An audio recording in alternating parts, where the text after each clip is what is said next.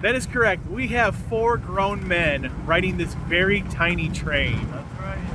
This is phenomenal.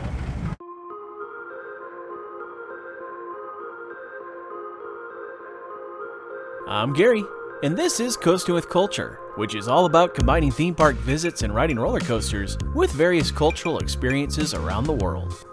Having made the flight over to Paris, there was a gap of time before Stumblelandia kicked off in a few days, which would include riding some French coasters, although maybe not where one would expect. Then there were the flights to get to southern Poland, to catch up with a few friends, and find another coaster credit at a small venue with a neat experience. As mentioned in the previous vlog, when I rebooked my flights to and from Europe, I found a great deal for Air Canada's signature class cabin to get to Paris that was only a bit more than flying in economy from Seattle.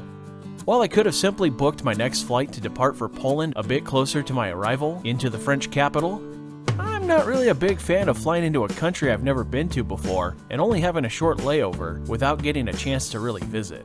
At this point in my international travels, I've only made one exception to this so far, and that was in South America, when I flew through Buenos Aires to Santiago because I knew I'd be coming right back to Argentina a few days later. As I was looking at my different options for getting a flight to Poland from Paris, I found one that would give me a nice 10-hour gap to do some exploring that also would give me a day to spend in Poland before heading to Energylandia the following morning. So then I started looking into some options for some coaster riding, and there was one option that was perfect: Park Asterix.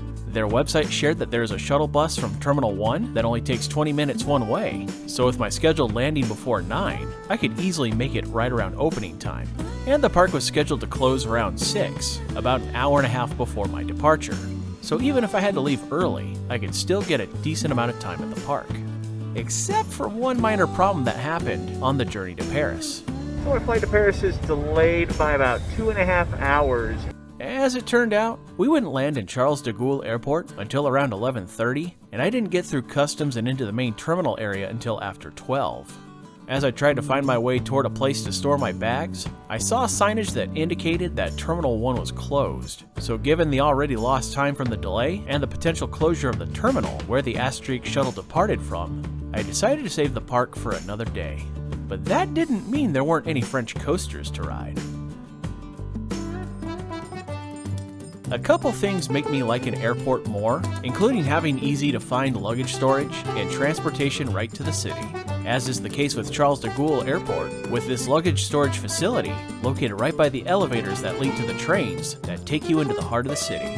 Just grab a ticket and you're ready to go.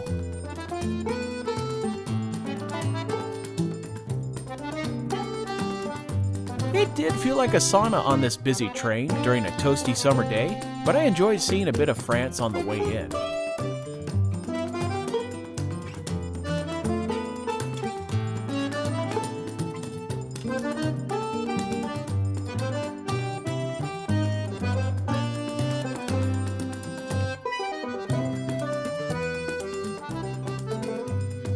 After arriving to the Châtelet-Léal station, I switched over to Line 1 of the subway for several stops to get to my desired location.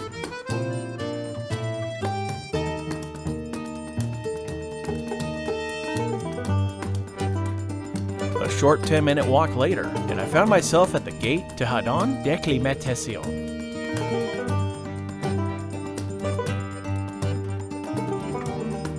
This smaller park offers some beautiful gardens to stroll through, open spaces for playing and picnics, and some unique historical structures like this dovecote that was built in 1875 after the Franco-Prussian War and used to house pigeons that transported messages between military officials.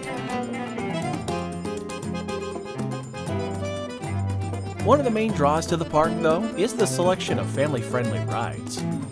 The first one I tried was Speed Rockets, a custom Gerstlauer bobsled model coaster, which certainly won't break any height or speed records, but does have a unique layout that included a bit of a double down in the first drop that offers a light pop of air, and a number of swooping curved drops as it weaves its way in and out of its own course.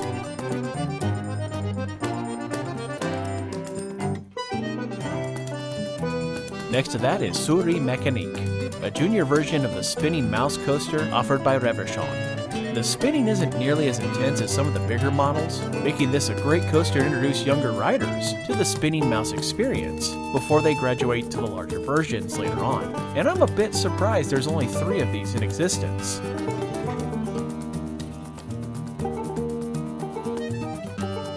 There is a powered coaster located nearby called Machine à Vapeur, and while I tend to use the experience of the ride itself to determine if I actually count it or not, I didn't get to make that determination on this visit because the ride was closed for the day. So that left 1 coaster credit to get, a unique junior coaster from the French company Soke, Dragon Chinois, which is slated to be closed in the next year for a new coaster to take its place in 2024. Unfortunately, like the powered coaster, it wasn't open when I first got to it. Although it was testing, so there was hope to get it later.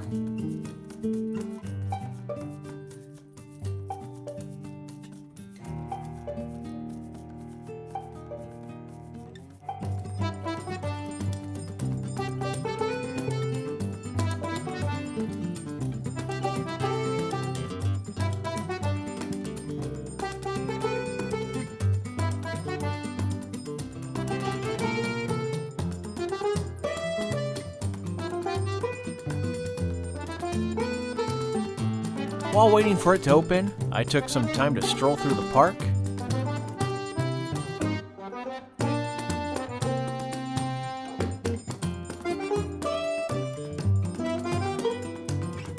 Enjoy another lap on Speed Rockets.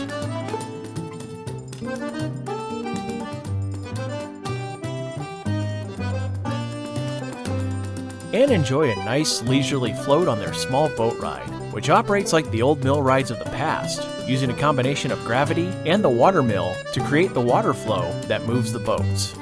This was by no means a thrill ride, but it was a nice way to enjoy some of the park's gardens.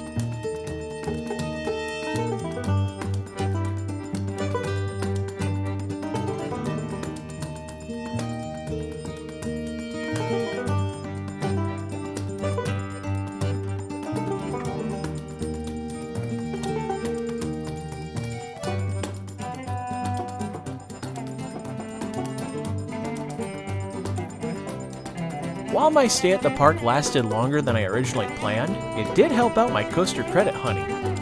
Looks like persistence will pay off because I'll get the credit that's going to close. Having gotten 3 of the 4 possible coaster credits, it was time to head back to the airport for the next leg of this pre-stumble part of the trip. I had hoped to make a quick stop for a couple pictures of Arc de Triomphe and the Eiffel Tower before returning, but because of the delay at the park for the last coaster, and because I wasn't sure how long it would take to pick up my bags and get through security for the flight, I decided to add those to my huge list of reasons for coming back to France in the future.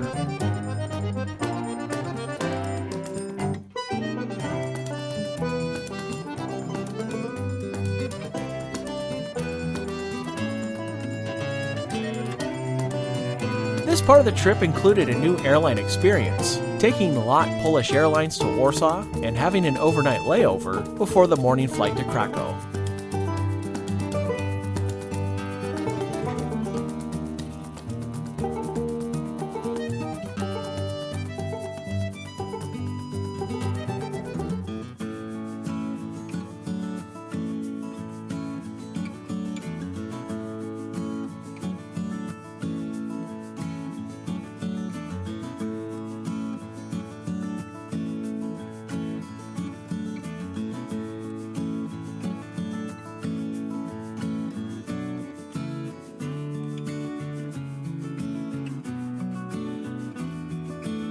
With this flight being similar to a 2-hour domestic hop back home, the service was light but included a few Polish snacks, from a delightful apple bun to an interesting Polish candy bar that was a chocolate-covered wafer.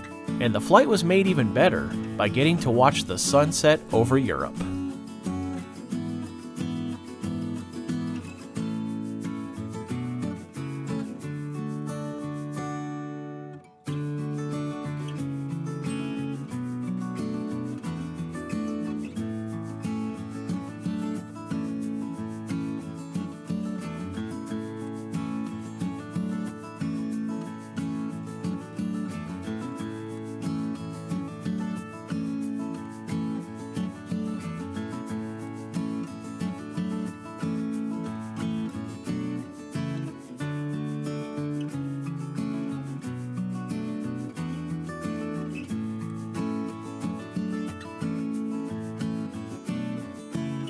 While overnight layovers aren't always convenient, I was grateful to have enough time in Warsaw to justify getting a room at the neighboring Courtyard Marriott so that I could sleep in a regular bed for the first time in around 56 hours. After getting some better sleep and heading back to the airport for the morning hop to Kraków, I was definitely feeling a bit hungry, as I'd really only had a few snacks the day before while in Paris. So I decided that since I was in Poland, it was a great time to try some local pierogies, with these ones having potato and cheese.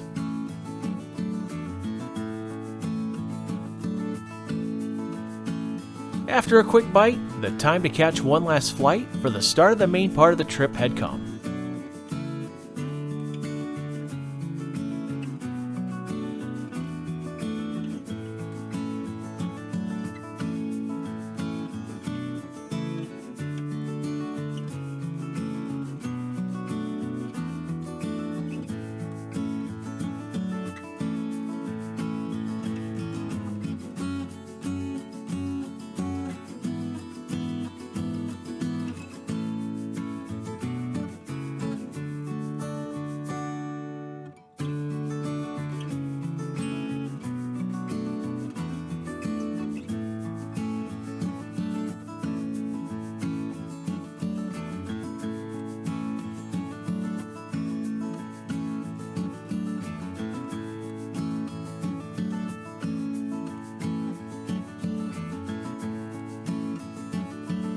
After about 30 minutes over the Polish countryside, we arrived to Kraków.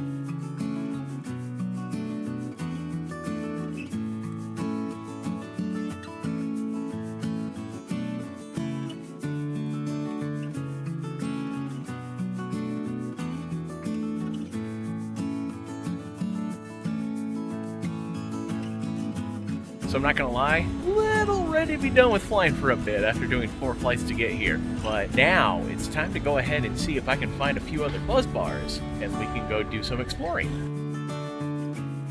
This would mean getting the rental car, and after a nice drive through the Polish countryside, I arrived at Park Kolejowy, and it was there that I caught up with Larson, Ricky, and Tyler, who had just landed in Katowice from their first few days in Germany, where they went to the likes of Phantasialand and Holiday Park.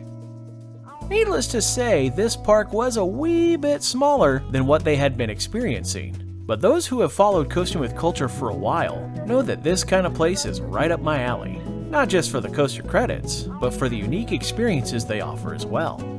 Although the credits do tend to be the main motive for some of these stops, as was the case with this park and their coaster Dragon, a very large junior coaster that had some surprising laterals through a few of the turns. After we rode the coaster, we also took a lap on the namesake of the park, their Kolejowy, the Polish word for railroad. This train, however, was significantly smaller than any train I've ever ridden, and I'm pretty sure the same could be said for the others, but it did offer a very fun and pleasant ride around the park. That is correct. We have 4 grown men riding this very tiny train. That's right. This is phenomenal.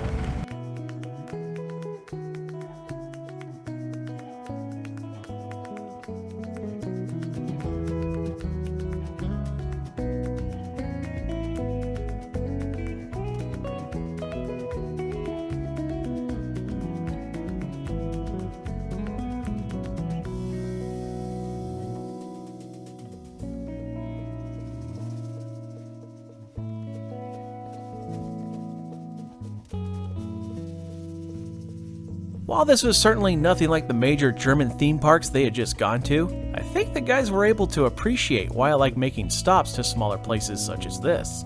So Larson, how are you feeling about getting the true Coasting with Culture credit whoring experience? This is amazing. Look at this. What an experience. Now I understand why Gary is Gary. It's half of the fun. And while the day wasn't over yet, the next stop had a much more solemn tone to it. Thank you for watching this Coasting with Culture video. If you enjoyed it, please give it a thumbs up and click the subscribe button below to see future videos here on YouTube, like these ones which you may enjoy as well. Additional content can be found at coastingwithculture.com, and you can also follow Coasting with Culture on Facebook, Instagram, and Twitter for announcements, previews, and updates. Thanks again for watching, and until next time, take care and safe travels.